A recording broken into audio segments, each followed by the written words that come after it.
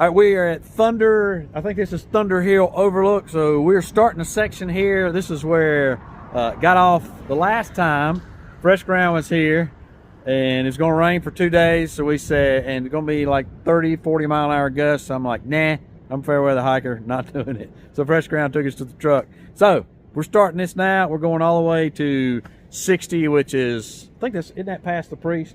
No, that's about 30 miles before Priest. Oh, okay. We're not going to the Priest, apparently. So behind me is some two folks that I just met that watch the channel, but awesome folks, and nice to meet them in the real world. So we got John over here and Kevin right here. They're going to hike a few miles in with us, and looking forward to that. We're going to get off this hill because the wind's blowing and I'm getting cold. All right, here we go. All right, 20-minute check-in. So doing good. We got down off the top up there, so winds died down. Still a little windy. You can hear Kevin and John back there having a good old time, getting to know each other, and that's what this channel is all about, bringing the hiker community together. So been listening to them non-stop since we started, so it's pretty cool. So maybe John's a trail maintainer. Kevin's just local, gets out and hikes, so maybe they'll develop that friendship that we all do on trail, and Kevin will come up and help out with some trail maintenance with John. But anyway, trail is going through this burn area. This is actually a burn area from, this is probably 10 years old. We'll go through one in a little bit here that just happened like last year.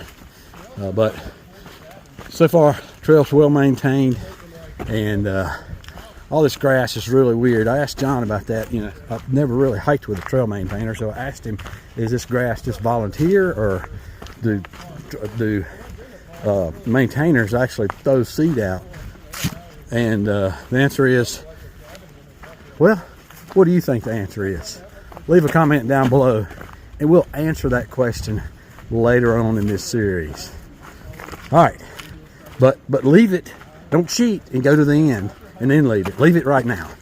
All right, we're gonna keep on hiking. Hear that wind? Listen.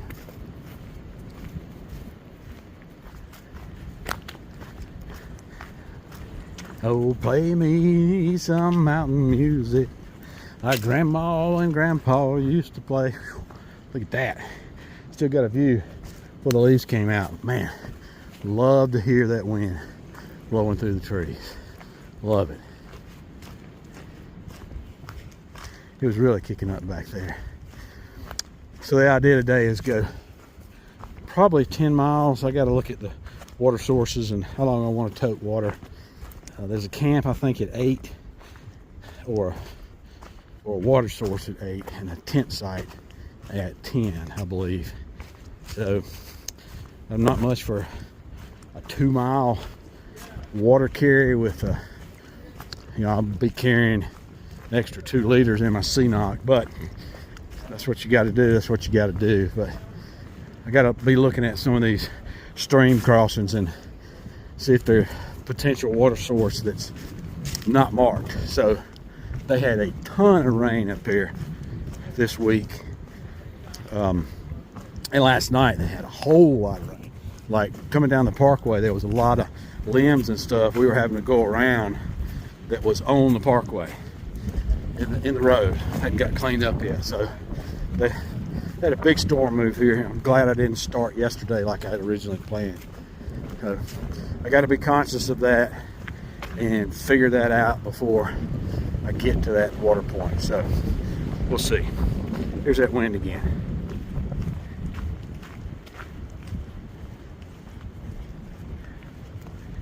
Like Grandma and Grandpa used to play. And we'll go on down the river to the American hideaway. All right, let's keep on trucking. All right, so I have just entered the James River wilderness area. Another wilderness area. I always stop to take a picture at these wilderness signs, and they'll be right, they're not by the road. they're right on the line, wherever the wilderness sign starts. So they'll be in the middle of the woods. This one was close to the road, but that's where the boundary was. But anyway, so I've left, coming back up. This is the area that I was telling you about where it burned. Mike and Kevin, I think Kevin is from Lexington nearby, and he said this is from last year. So you see, it was like 7,000 acres or something is what he said. So all the understory is burned off. So you can see a long ways up underneath there. And that's important. And I'll explain why in just a minute. So left Kevin and Mike down there. Super guys, enjoyed hiking with them immensely. Thanks a lot, guys, for the company. Gonna miss that camaraderie and chatting, even though they chatted more together than they did with me, which is great, because that's awesome to see people come together on a hike that didn't know it, that were strangers that when we started out. Of course, we all three were, but they kind of knew me from the channel. Anyway, really neat conversation that we did have, and thanks, guys, for shuttling me up here, one, and two, hiking with me. That was awesome. So hopefully we'll be able to do some more of it together. Mike is retired trail maintainer. We have a lot in common. I'll go into that later, but amazing how much we did have in common. So got along well. Of course, I got along with Kevin too, but he's a trail maintainer, so thanks for that. I think Kevin's an aspiring trail maintainer, but he's with the Mike's with the PATC. This is Potomac Appalachian Trail Club. So he just was telling us a little bit about that. And, but anyway, he has a section up in Shenandoah National Park that he looks after. So anyway, 3 disconcerting things I found out on this hike, and I'm going to talk about those in a little bit when I show you more of the trail. I'll get back to you. All right, so one thing about the section I'm going through now, there's not been a lot of tent sites. There's supposed to be 2 coming up, but they're dry, and it's going to require me to like tote water for 2 miles. I don't really want to do that. The alternative is to hike from Petty's Gap, was another 8 miles. So I've already done 5, which certainly is within my norm if I'm starting early in the morning. Didn't actually start hiking today until 11:30ish. But anyway, think I could probably do that. But if you're calling earlier videos, I've been talking about dialing it back and enjoying the trail. So don't want to know if I want to do that today. I don't know. We'll see. One of the, obviously the opposite advantages, if I got to the shelter, then I'm thinking I mean, I just passed 2 guys going solo, but those are the only 2 other hikers I've seen out here. I'm thinking that I may have the shelter all to myself, in which case I might very well stay there.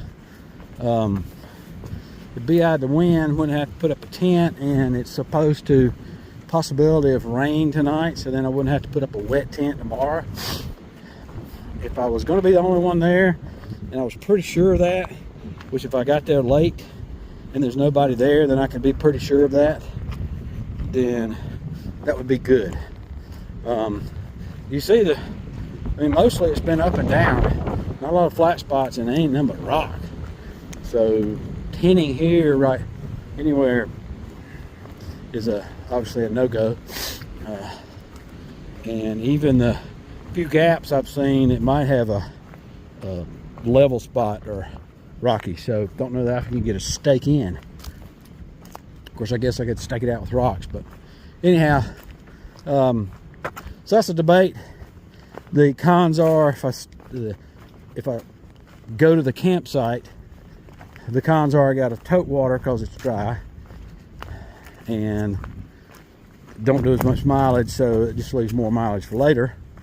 But in keeping with my trying to enjoy the trail more, not trying to get to the truck, get there just like I normally do, that would be what I've been trying to attempt, although that's still very hard for me. And it really depends on how my feet feel. The con would be, if I'm at the shelter, I've got water, don't have to tote it, don't have to set up a tent, don't have to put up a wet one in the morning if it does rain or dews, and don't have to hang a bear bag, because they would, more than likely, there'll be, I can either throw it up on top of the shelter or there'll be a bear box there.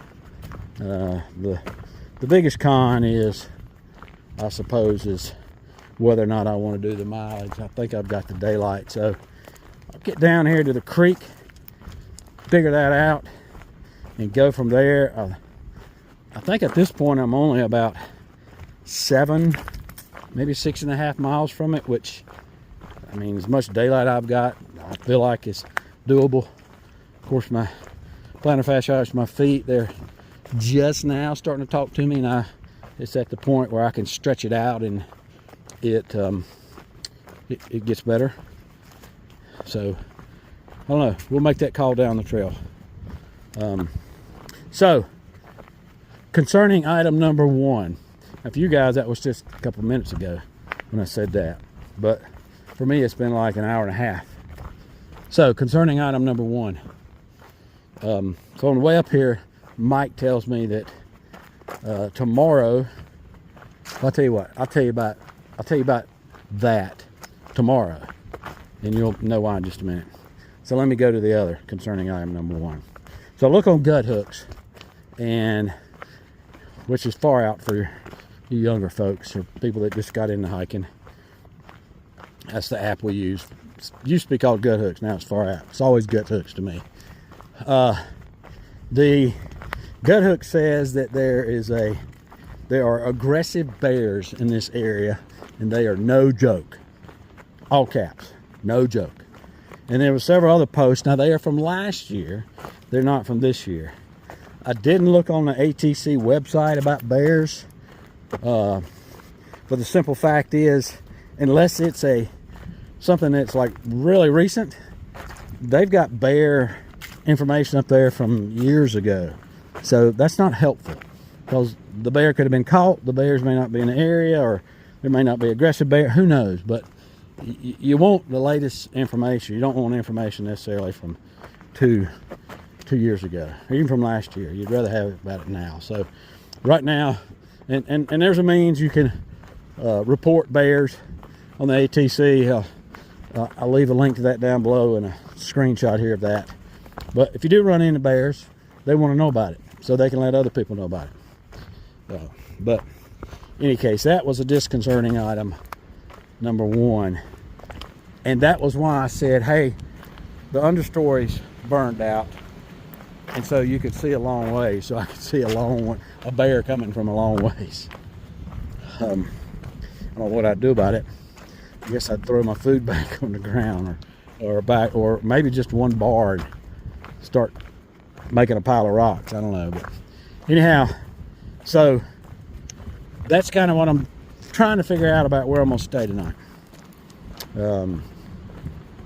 Yeah, started out I was probably just gonna go to the first campsite. Now I'm kind of quasi on that since I've gotten on trail and feel good about it.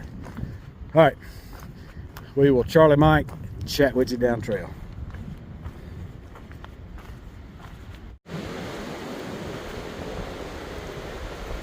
Wow, wind has really picked up. I guess it's what they call the Bernoulli effect. Coming up through this draw, wind's just sucking it right up through here.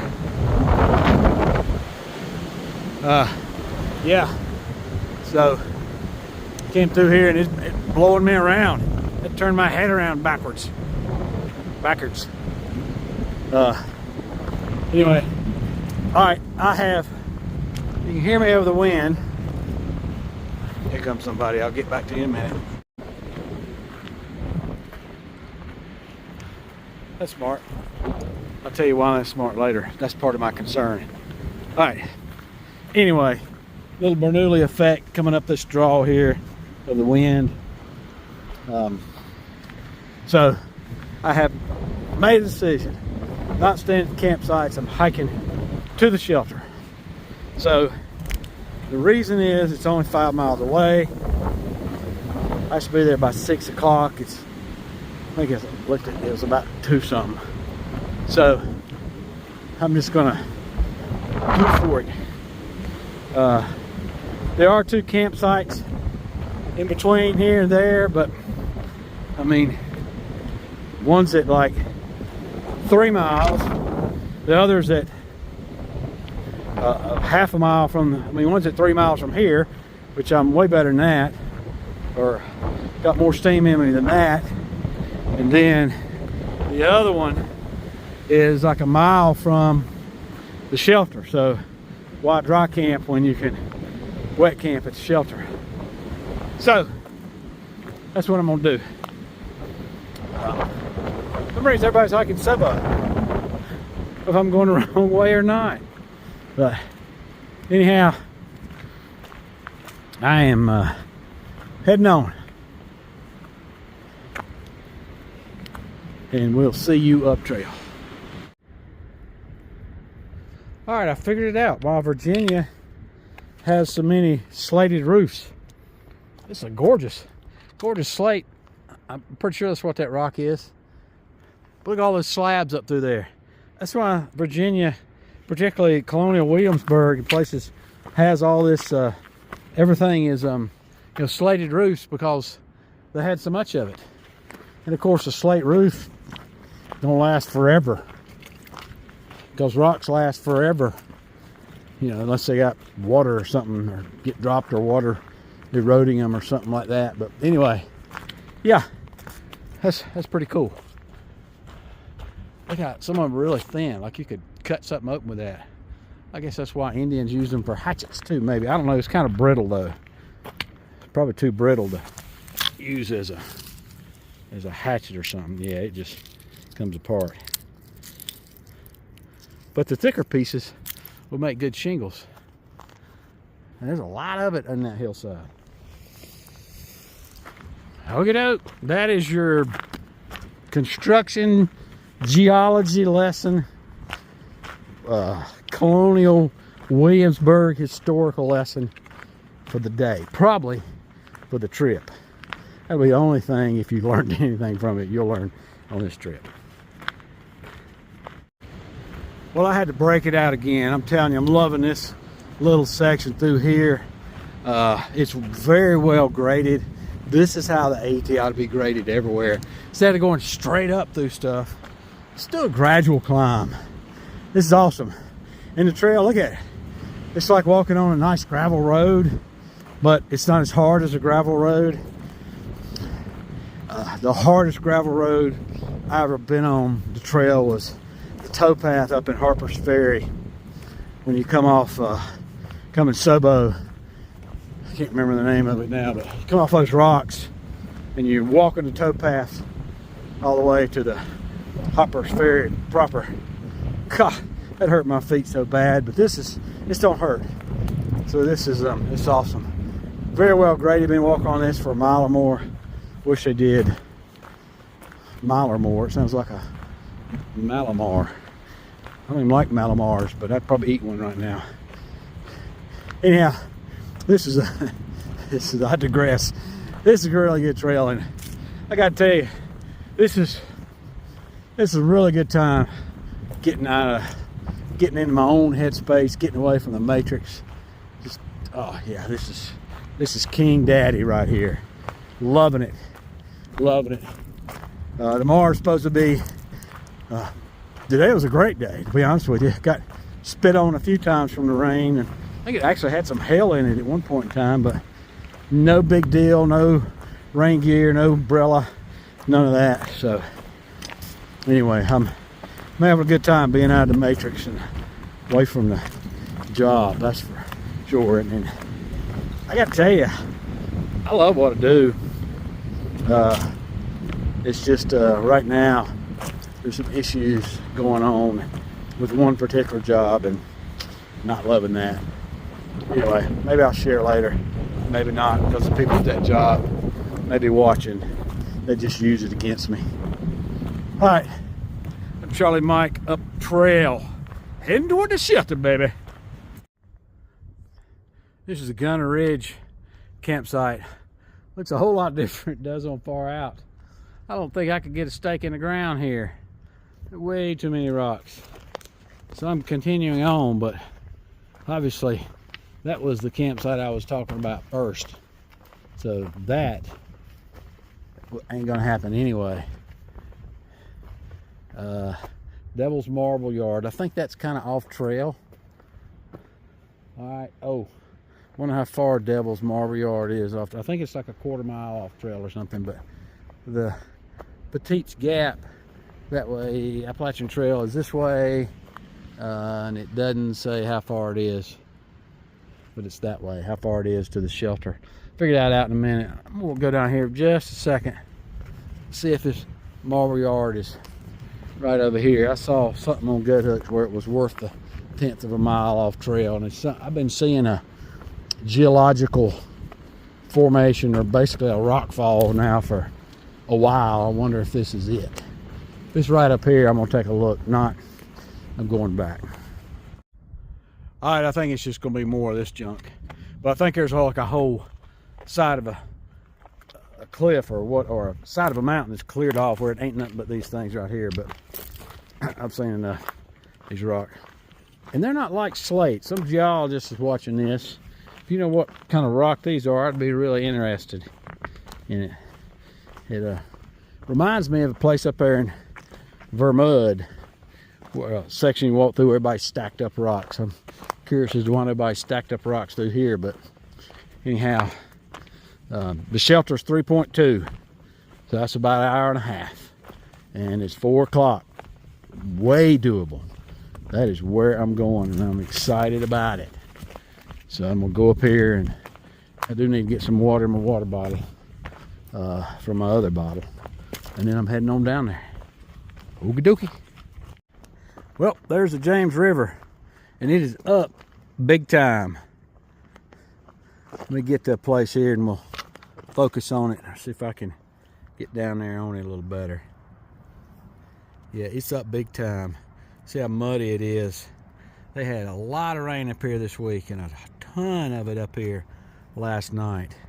So the rest of the way is downhill to the shelter, and I'm going to Matt's Creek. So it's somewhere down there below, probably 2.5 miles away. But where I'm going, got plenty of daylight to get there. And then tomorrow I'll be crossing over the James River. So kind of pumped about that. I don't see that bridge, so it must be over those spurs over there. The bridge that goes across it that hikers use. We'll find it, because it'll be somewhere at the end of this trail. All right, I will probably wait and see you at camp for the wrap up. Well, this is the first. Ain't no place to cross on this creek.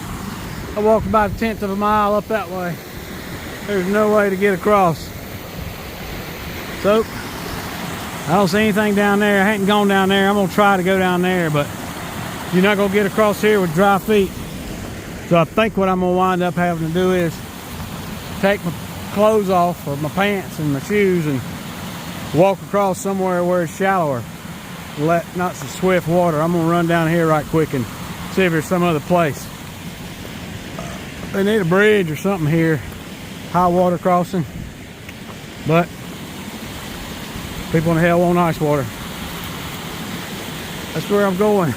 Been trying to get there for 30 minutes on this side of the creek.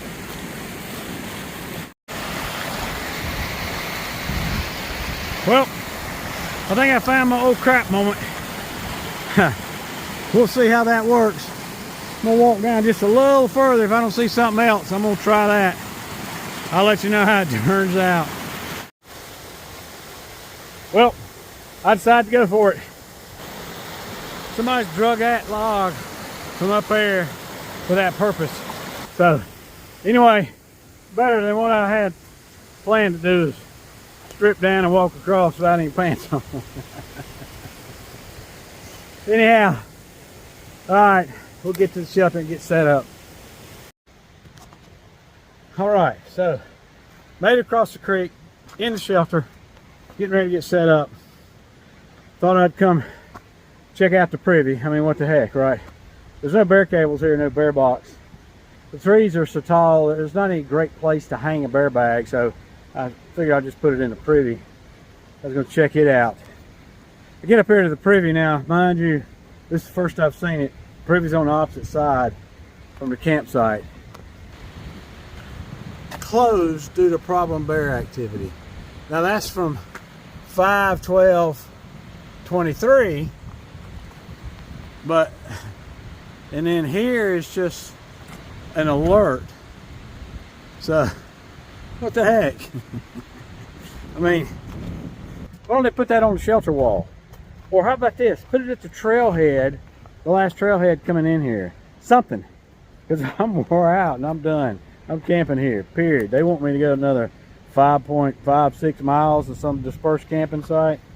Probably wish I had it when the bear comes in tonight. But while we're here, I'll go ahead and show you this. So it's a nice shelter, but all this ground ain't nothing flat down here. Right now, there's so much water. There's a creek up there behind the privy, and there's right there it goes, running right down through there. Then it goes into the big creek. But there's not any flat areas. There's all rock. So there's really no place for a campsite here. Across the creek over there, there's a couple spots for a campsite.